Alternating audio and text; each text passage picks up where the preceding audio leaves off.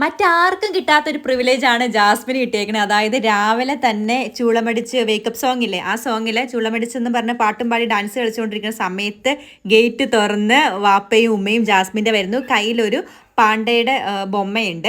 Jasmine സന്തോഷം കൊണ്ട് സങ്കടം വന്നു. എന്നിട്ട് പോയിട്ട് ഓടിപ്പിടിച്ച് കെട്ടിപ്പിടിക്കണു. അപ്പോൾ ഈ ബൊമ്മ വീട്ടിലുണ്ടായിരുന്നാണ് പറഞ്ഞത്. ബൊമ്മ ഫിയാൻസി ജാസ്മിൻ്റെ കൊടുത്തെങ്ങാണ്ടാണ്. അപ്പോൾ വാപ്പ പറഞ്ഞു ഞാനൊരു ഗിഫ്റ്റ് കൊണ്ടുവന്നിട്ടുണ്ട്, ഒരു മാല എന്ന് പറഞ്ഞിട്ട് ഉമ്മ അത് കഴുത്തിൽ കെട്ടി കൊടുത്തു. അപ്പോൾ ജാസ്മിൻ അതിൻ്റെ ഇഷ്ടമില്ലാത്ത വിവാഹത്തിന് കഴുത്ത് നീട്ടി കൊടുക്കുന്ന എക്സ്പ്രഷനാണ് ഇട്ടത്. ഒരു താല്പര്യമില്ലാതെ വെറുതെ നിന്നു കൊടുത്തു. അതിനുശേഷം വാപ്പ എല്ലാവരോടും പോയിട്ട് എല്ലാവരോടും ഒരുമാതിരി സായോടൊക്കെ ഒന്ന് കുത്തി പറയണല്ലോ, ഞാനൊരു പാവം മീൻകാരെന്നൊക്കെ പറയുന്നുണ്ടായിരുന്നു.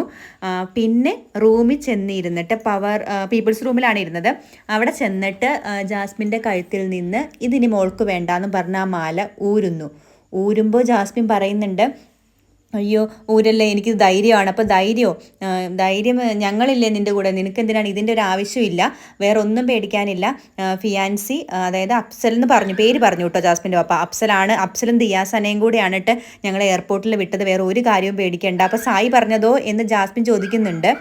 അപ്പോൾ അതൊന്നും കാര്യമാക്കണ്ട. പിന്നെ ഗബ്രി വിളിച്ചോ എന്ന് ജാസ്മിൻ ചോദിച്ചു. ഇല്ല വിളിച്ചിട്ടില്ല, അതൊന്നും നീ ഇപ്പോൾ സംസാരിക്കണ്ട എന്നും പറഞ്ഞു. എനിക്ക് ഏറ്റവും ആശ്ചര്യം തോന്നിയ കാര്യമേ, ജാസ്മിൻ ബ്ലോക്ക് വന്ന കാര്യം, വാപ്പയുടെ അതിനെക്കുറിച്ച് ആരോഗ്യസ്ഥിതിയെക്കുറിച്ച് ഒരു കാര്യവും ചോദിച്ചിട്ടില്ല. ലൈവ് ഫുള്ള് ഞാൻ കണ്ടതാണ്. ആകെ ചോദിച്ചത് ഋഷി മുടിയനാണ് എങ്ങനെ ഉണ്ടായിരുന്നു എന്ന് ചോദിച്ചു. ജാസ്മിൻ നമ്മളൊക്കെയാണ് നമ്മുടെ പേരൻസിനെ കാണുമ്പോൾ അവർക്ക് വയ്യാന്ന് പറഞ്ഞ് ഏറ്റവും ആദ്യം ചോദിക്കണം, ഇത്രയും നാൾ കാണാതിരിക്കുമ്പോൾ ഏറ്റവും ആദ്യം ചോദിക്കുന്ന ഒരു കാര്യമല്ലേ, അത് ജാസ്മിൻ ചോദിച്ചിട്ടില്ല. ഇതിൽ നിന്ന് നമുക്ക് ഉറപ്പിക്കാം ഇതിൻ്റെ കാര്യത്തിനല്ല അന്ന് ഫോൺ വന്നതെന്നുള്ളത് നമുക്ക് ഉറപ്പിക്കാവുന്ന കാര്യമാണ്. ഈ മാല വരുമ്പോൾ ജാസ്മിൻ്റെ ആ ഒരു കരച്ചിലും വെപ്രാളവും ഒന്ന് കാണേണ്ടതായിരുന്നു. ഒരു ഫ്രണ്ടിനാകുമ്പോൾ നമ്മളൊരു ഫ്രണ്ടിനെ, എനിക്കറിയില്ല ഫ്രണ്ടാണെന്ന് പറയുകയും ചെയ്യുന്നു, എന്നിട്ട് ഇത്രയുമൊക്കെ ആ ഒരു മാല വരുമ്പം പറയേണ്ട ആവശ്യമില്ലായിരുന്നു. എനിക്ക് ആകെയുള്ളൊരു കൂട്ടാണ്, എനിക്ക് കുറേ കാര്യം പറയാനുണ്ട്, എനിക്ക് ഒറ്റപ്പെടൽ, അതൊന്നും സാരമില്ല മോളെ, പക്ഷേ അതിൻ്റെ ആവശ്യമില്ല, നീ ഈ മാല ഇട്ടാൽ മതി എന്നൊക്കെ വാപ്പ പറയുന്നുണ്ട്. വാപ്പ ഇത് മുൻകൂട്ടി കണ്ട് ചെയ്ത കാര്യങ്ങൾ പോലെ ഉണ്ട് തോന്നുന്നു. കാരണം ചെയ്ത കാര്യം ചെയ്ത കാര്യം ഇതാണ്. പിന്നെ മറ്റേ റൂമിലോട്ട് പോയിട്ട് പറയുന്നുണ്ട്, നിനക്ക് വിഷമം വരുന്നുണ്ടെങ്കിൽ ഇതാ ഞങ്ങളുടെ ഫോട്ടോ നോക്കിയാൽ പോരെ, ഞങ്ങളെ ഓർക്ക്. എന്നിട്ട് ഗബ്രിയുടെ ഫോട്ടോ ഇതിൻ്റെ ആവശ്യമില്ല എന്ന് പറഞ്ഞ് ഗബ്രിയുടെ ഫോട്ടോ വാപ്പ കയ്യിലെടുത്തിട്ട് പറഞ്ഞു ഞാൻ സ്റ്റോർ റൂമിൽ കൊടുക്കാൻ പോവാണ്. അപ്പോൾ ഇത് എടുത്ത് സ്റ്റോർ റൂമിൽ കൊടുക്കാനായിട്ടൊരു നിർദ്ദേശം കിട്ടിയിട്ടുള്ളത് പോലെയാണ് എനിക്ക് തോന്നുന്നത്. കയറ്റി വിടുമ്പോൾ തന്നെ ബിഗ് ബോസ് പറഞ്ഞിട്ടുണ്ടായിരിക്കാം ഇത് സ്റ്റോർ റൂമിൽ, ഇത് ഞാൻ സ്റ്റോർ റൂമിൽ കൊടുക്കാൻ പോവാണ്, അതുകൊണ്ട് എടുക്കുന്നു. എന്നിട്ട് പറയുന്നുണ്ട് നിനക്ക് ഞങ്ങളെ ഓർത്തൂടെ, നിനക്ക് അഫ്സലിനെ ഓർക്ക്, അങ്ങനെ പറയുന്നുണ്ട്. അപ്പോൾ ഫിയാൻസി പോയിട്ടില്ല എന്ന് നമുക്കിതിൽ നിന്ന് മനസ്സിലാക്കാവുന്ന കാര്യമാണ്.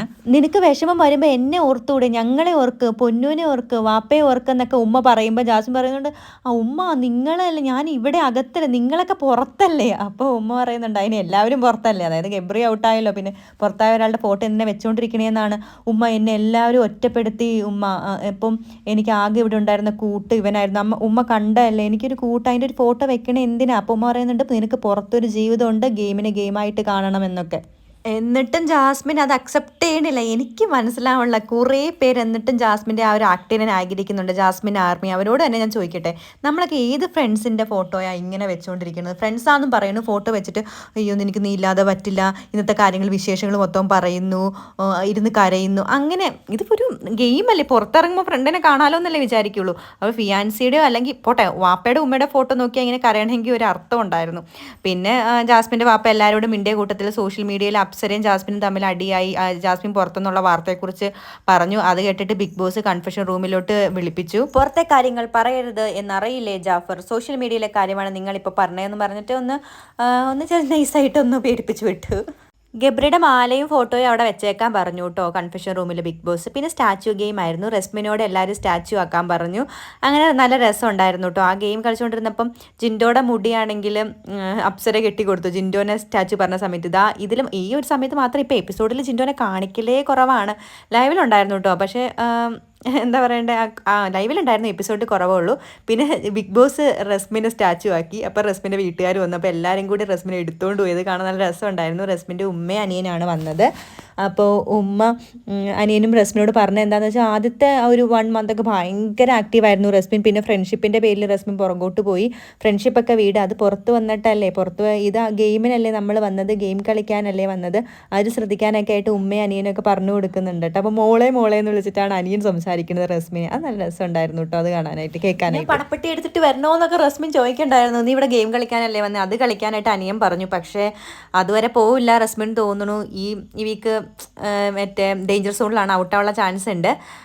പിന്നെ ജാസ്മിനോട് ഉമ്മ പറഞ്ഞു കൊടുക്കുന്നുണ്ട്, മുടി കെട്ടി വെച്ചിട്ട് അടുക്കളയിൽ കയറണം, ഉപ്പ് നോക്കുമ്പോൾ കയ്യിൽ ഇച്ചിരി ഒഴിച്ചിട്ടാണ് നോക്കേണ്ടതെന്നൊക്കെ പറയുന്നുണ്ട്. ജാസ്മിൻ നക്കുന്നതും മുടി അഴിച്ചിട്ട് കയറുന്നതൊക്കെ പ്രശ്നമാണല്ലോ. അപ്പോൾ ജാസ്മിൻ പറഞ്ഞു, എനിക്ക് അറിയില്ലല്ലോ ഉമ്മ, ഞാൻ അടുക്കളയിൽ കയറാറില്ലല്ലോ. അടുക്കളയിൽ കയറാത്തതുകൊണ്ടാണ്, പക്ഷെ കുഴപ്പമില്ല, അങ്ങനെ ശ്രദ്ധിക്കാനൊക്കെ പറഞ്ഞു. പിന്നെ ജാസ്മിൻ്റെ വാപ്പ വന്നിട്ട് റസ്മിൻ ടെൻഷൻ അടിക്കണ്ട, റസ്മിനും ജാസ്മിനുമായിട്ട് വഴക്കുണ്ടാക്കിയിട്ട് അതിൽ പ്രശ്നമൊന്നുമില്ല, ഞങ്ങൾക്ക് ഒരു കുഴപ്പമില്ല, ജാസ്മിനും ഒരു കുഴപ്പമില്ല അങ്ങോട്ട് കയറി പറഞ്ഞു. അപ്പോൾ റസ്മിൻ്റെ ഉമ്മ പറഞ്ഞു, ഞാൻ ഫോൺ നമ്പർ ജാസ്മിൻ്റെ വീടിൻ്റെ അന്വേഷിച്ചായിരുന്നു, പക്ഷെ കിട്ടിയില്ല, സോറി ചോദിക്കാൻ വേണ്ടിയിട്ട്, എൻ്റെ മോൾ അങ്ങനെ എന്തെങ്കിലും ചെയ്തതിന് സോറി എന്ന് ജാസ്മിൻ്റെ ഉമ്മ പറഞ്ഞു കേട്ടോ. അത് കേട്ടപ്പോൾ പാവം തോന്നി. പിന്നെ ജിൻഡോ ബീഫ് ഫ്രൈ ഒക്കെ വന്നിട്ടുണ്ട് കഴിക്കാനായിട്ട് റസ്മിൻ്റെ അനിയൻ പറഞ്ഞു ജിൻഡോട് നല്ല സ്നേഹത്തോടെ. അപ്പോൾ ജിൻഡോ അപ്പോൾ ചാടിയിട്ട് മട്ടാഞ്ചേരിക്കാരൻ ഞാൻ എന്തെങ്കിലും പറഞ്ഞിട്ടുണ്ടെങ്കിൽ സോറി എന്ന് പറയുന്നുണ്ടായിരുന്നു കേട്ടോ. അത് പാവം ഒരു അനിയനെ. പിന്നെ എപ്പോഴും കൊടുക്കുന്ന ആ ഒരു ടാസ്ക് ഇല്ലേ ലൈഫ് സ്റ്റോറി പറയാനായിട്ട്. അപ്പോൾ ജാസ്മിനെ കുറിച്ച് പറഞ്ഞത് എന്താണെന്ന് വെച്ചാൽ, ജാസ്മിൻ വാപ്പയ്ക്ക് കാറ് മേടിച്ചു കൊടുത്തിട്ടുണ്ട്, ഉമ്മയ്ക്ക് കമ്മൽ മേടിച്ചു കൊടുത്തിട്ടുണ്ടെന്നൊക്കെ പറഞ്ഞ് റസ്മിൻ്റെ കഥയും ജാസ്മിൻ്റെ കഥയും ഒക്കെ കേൾക്കാൻ വേണ്ടിയിട്ട് നല്ല രസമുണ്ടായിരുന്നു കേട്ടോ.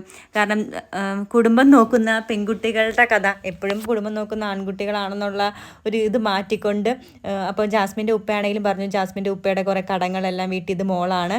പിന്നെ ജിൻ്റെ ഒരു ചോദ്യം ചോദിച്ചു, ഇവിടുന്ന് പുറത്തിറങ്ങുമ്പോൾ ജാസ്മിൻ ഏത് മേഖലയിലേക്ക് പോകണമെന്നാണെന്ന് ചോദിച്ചപ്പോഴത്തേക്കും അത് പുറത്തിറങ്ങിയിട്ടല്ലേ എന്ന് പറഞ്ഞു. ജിൻഡോനോട് വലിയ താല്പര്യമില്ല ജാസ്മിൻ്റെ വാപ്പയ്ക്കെന്ന് എനിക്ക് തോന്നിയിട്ടോ. പിന്നെ റസ്മിൻ കുറച്ച് ബോയിഷ് ടൈപ്പാണ് എന്നൊക്കെ ഉമ്മ പറഞ്ഞു. പണ്ടും ട്രൗസറൊക്കെ ഇടാനാണ് ഇഷ്ടം, ട്രാവൽ ചെയ്യും, ഇഷ്ടം പോലെ യാത്രകൾ ചെയ്യണതാണ്, ബൈക്ക് ഓടിക്കാനൊക്കെ ഇഷ്ടമാണ്, ഇങ്ങനത്തെ കാര്യങ്ങളൊക്കെ പറഞ്ഞു. അപ്പോൾ എല്ലാവരും ചോദിച്ചു മറ്റുള്ളവർ എന്ത് പറയുമെന്ന് വിചാരിക്കാറില്ലേ, അത് അവരുടെ ലൈഫല്ലേ, അപ്പോൾ ഇഷ്ടമുള്ള പോലെ എൻ്റെ മോൾ എന്ത് യാത്ര ചെയ്താലും എവിടെ പോയാലും തിരിച്ച് വീട്ടിലേക്ക് വരുന്ന എനിക്ക് ഇപ്പോഴും ഉറപ്പുണ്ട്, അപ്പോഴും ഉറപ്പുണ്ടെന്ന് പറഞ്ഞു കേട്ടോ. നല്ലൊരു ഉമ്മ ശരിക്കും. എനിക്കത് നോറയുടെ വാപ്പയും ഉമ്മയും കുറച്ച് ഓർത്തഡോക്സ് ആണെങ്കിൽ റസ്മിൻ്റെ അങ്ങനെയല്ല, ഒരു ന്യൂജൻ ഉമ്മയായിട്ട് തോന്നുന്നു. ബാക്കി ഇന്നത്തെ എപ്പിസോഡിൻ്റെ റിവ്യൂ ഞാൻ അടുത്ത വീഡിയോ ആയിട്ട് ഇടാം. അപ്പോൾ ഇഷ്ടപ്പെട്ട ചാനൽ സബ്സ്ക്രൈബ് ചെയ്യാനും വീഡിയോ ലൈക്ക് ചെയ്യാനും കമൻറ്റ് ചെയ്യാനും മറക്കല്ലേ.